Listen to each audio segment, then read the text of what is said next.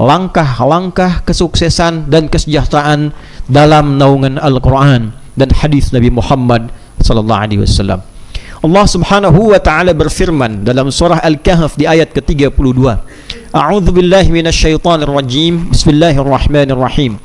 Wadrib lahum مثل الرجلين جعلنا لأحدهما جنتين من أعناب وحففناهما بنخل وجعلنا بينهما زرعا كلتا الجنتين آتت أكلها ولم تظلم منه شيئا وفجرنا خلالهما النهر وكان له ثمر. Hadirin, Allah menyampaikan kepada Nabi Muhammad sallallahu alaihi wasallam sebuah kisah nyata yang indah yang ditugaskan Nabi Muhammad sallallahu alaihi wasallam untuk menyampaikan kembali tentang inspirasi dari kisah ini kepada seluruh insan beriman yang berada di muka bumi ini.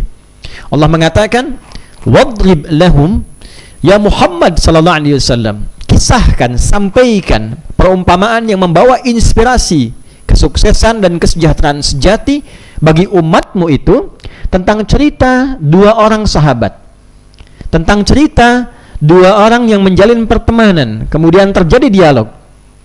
Ahadihima, satu di antara kawan ini seorang yang sukses, punya kebun yang luas, pengusaha yang sukses, bahkan saking hebatnya dia pakar dalam pengelolaan kebun itu sampai-sampai dari struktur kebunnya tertata dengan baik, drainasenya mengalir dengan baik, ada sungai-sungai, mata air, kemudian di dalamnya beragam.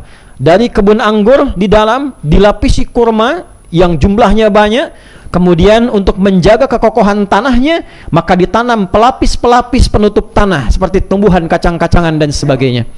Maka yang menarik, kebun itu menghasilkan hasil yang sangat luar biasa, memberikan harta yang sangat melimpah, menyejahterakan, menandakan kesuksesan dan melambangkan kekayaan pada masa itu.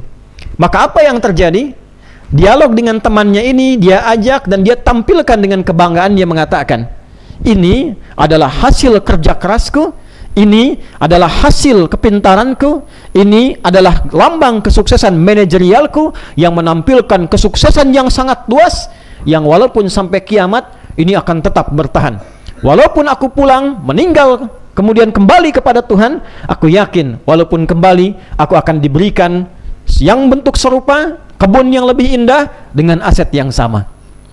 Maka di balik kesuksesan itu, di balik kenikmatan itu, ia menampilkan dirinya dengan keadaan yang sangat tinggi sampai-sampai kemudian menyampaikan kalimat-kalimat yang melebihi kuasa Tuhan Allah Subhanahu wa taala.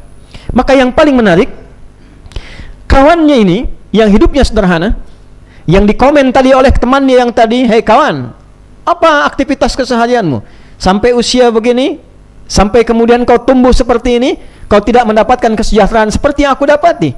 Aktsaru minka mala wa walada." Aku lebih banyak dibandingkan dengan engkau dari segi harta, keturunanku pun melimpah, terawat dengan baik, sementara engkau dalam keadaan yang sangat terbatas.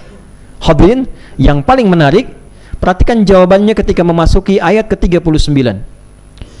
Walaula idh dakhalta jannataka qulta ma syaa Allah la quwwata illa billah in tarani ana aqalla minka mala wa walada. Walaula idh dakhalta jannatak. Sayang sekali dengan sikapmu itu. Kesuksesanmu bagus, kesejahteraanmu baik, tapi aku khawatir gaya hidupmu, kesuksesanmu, karaktermu itu tidak mengimbangi apa yang telah engkau raih, tapi bisa menghanguskan apa yang telah engkau capai. Perhatikan kalimatnya, walaula idh dakhalta jannatak. Kalaulah engkau berupaya membangun kesuksesan dan kesejahteraan itu dengan langkah-langkah berikut, dengan kalimat ini, tentu engkau akan mendapatkan kesuksesan yang sejati, kesejahteraan yang abadi, dan manfaat dalam kehidupan yang akan terus dimiliki. Apa kalimatnya? Walaula idh dakhalta jannatak. Kalaulah engkau masuk ke asetmu, ke kebunmu itu, ke tempat suksesmu itu, dengan mengatakan masya Allah, la quwwata illa billah. Quran mengajarkan kepada kita algoritma kesuksesan dan kesejahteraan. Allah tidak menginginkan kita sukses tapi tidak sejahtera. Sejahtera tanpa kesuksesan itu pun semu sifatnya.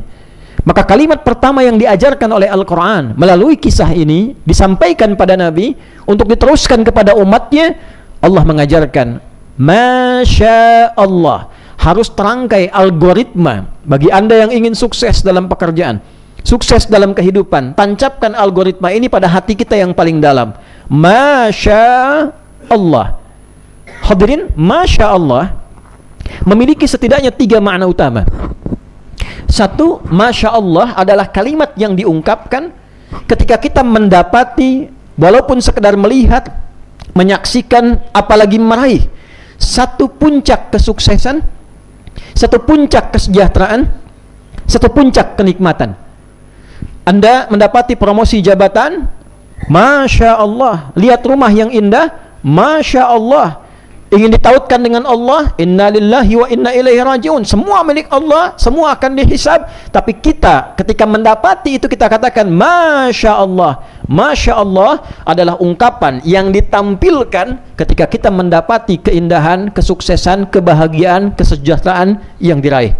Tapi saat yang bersamaan, dia memiliki makna yang kedua, yaitu satu dorongan untuk bisa ditanamkan pada diri yang mengucapkan itu, untuk bisa menempatkan visi tinggi demi meraih kesuksesan yang ingin dia dapatkan.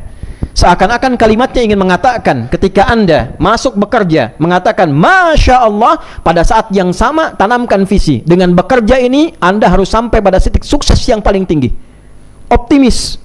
Setiap diberikan tugas, pasang target, ini selesai. Optimis bisa tuntas, bisa diselesaikan, sampai ke puncak Anda bisa meraih kesuksesan itu.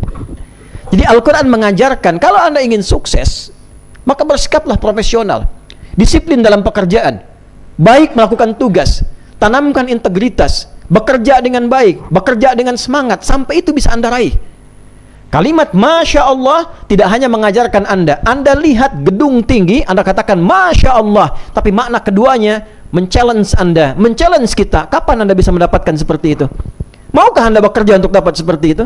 Maukah Anda berusaha untuk mendapatkan kesuksesan seperti itu? Di Quran menanamkan pada kita, orang beriman itu pada dirinya sudah tertanam sifat-sifat perjuangan untuk meraih kesuksesan.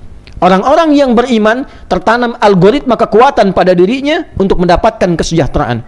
Jadi kalau Anda, saya, kita beraktivitas dalam kehidupan, ada di bidang pengetahuan, ada di bidang harta benda, di bidang kedudukan, di bidang tenaga, Anda berusaha, bekerja, di perusahaan manapun, Anda katakan Masya Allah ketika melihat seseorang datang dengan mobil bagus, challenge yang sama, bisakah Anda mau bekerja keras untuk mendapatkan itu atau lebih di atas itu? Kalau ini ditanamkan dalam dunia kerja kita, di kalangan lingkungan insan-insan beriman khususnya, maka tidak ada istilahnya pegawai yang malas, tidak ada karyawan yang malas. Yang terdapat adalah sesuatu yang penuh dengan semangat, algoritma yang kuat, keinginan untuk sukses. Tapi saat yang sama, Masya Allah juga mengajarkan kita tentang semua apa yang kita raih sejatinya hanya titipan Allah Subhanahu wa ta'ala.